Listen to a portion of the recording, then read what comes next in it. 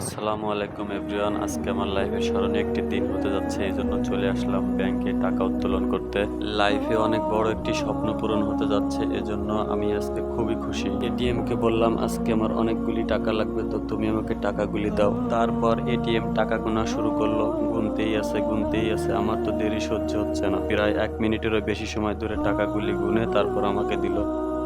টাকাগুলি পেয়ে আর এক মুহূর্ত দেরি করলাম না, চলে গেলাম বাইকের শোরুমে গিয়ে টাকাগুলো ধরে দিলাম আমার চাচাতো ভাই নয়নের কাছে গুনে দেখার জন্য। তো এই বাইকটাই কিনতে যাচ্ছি, আসলে বাইক পছন্দ করে রেখে তারপরে গিয়েছিলাম টাকা ওঠানোর জন্য।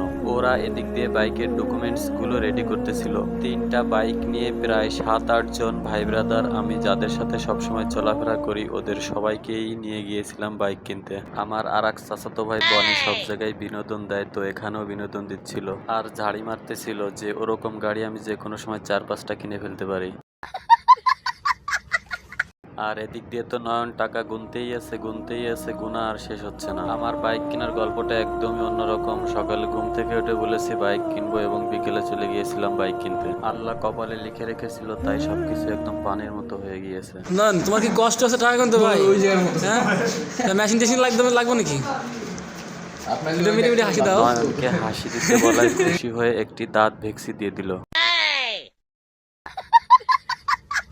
ভেক্সি একটা মেরে নয়ন আবার টাকা গোনা শুরু করলো। একের পর এক গুনতেই আছে, গুনা আর শেষ হচ্ছে না।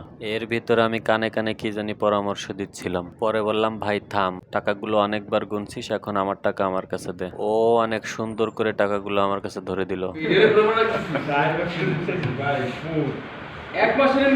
পরে আমাকে অনুরোধ করলো, স্যার এখানে একটা সিগনেচার করুন। আমিও ভাবসাব নিয়ে ঝাঁকানাকা একটা সিগনেচার করে দিলাম। এই সিগনেচারটা শেখার পরে আজকে আমি প্রথম এখানে অ্যাপ্লাই করলাম। তো তারপরে সবাই মজা করে বলাবলি করতেছিল যে ভাই তুই এই সিগনেচারটা দ্বিতীয়বার আর করতে পারবি বলে আমাদের মনে হয় না। আমিও ওদের কথা শুনে একটু হাসি ঠাট্টা করে নিলাম। তো এর ভিতরেই খোকা হাসতে হাসতে আমাকে একটা চড় মেরে দিল। ওর দিক দিয়ে শোরুম পেপারের সব লেখাপড়া শেষ করে আমাদের দেখাচ্ছিল এবং ফটোশুট চলতেছিল।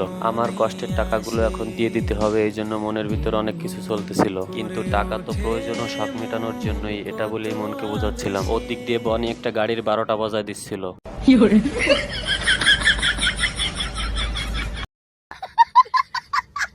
আগেই তো বলেছিলাম খোকা আমাদের সবসময় এভাবে বিনোদন দিতে থাকে। তো তারপরে গাড়ির সব পেপারস রেডি করে আমাদেরকে দিয়ে দিল এবং গাড়ির চাবিটাও আমাদের হাতে তুলে দিল। বিশিষ্ট কিছু ইঞ্জিনিয়ার ভাই ব্রাদার নিয়ে গিয়েছিলাম যারা গাড়ির সম্পর্কে অনেক ভালো বোঝে। ওরা এখন ওদের কেরামতি দেখাচ্ছে, যেমন শোরুম পেপারের ইঞ্জিন নম্বর এবং বাইকের ইঞ্জিন নম্বর ঠিক আছে কিনা সেটাই যাচাই করতেছিল। এদিক দিয়ে কিছু ভাই ব্রাদার বাইকে বসে ভাবসাব দিয়ে ফটো তুলতেছিল।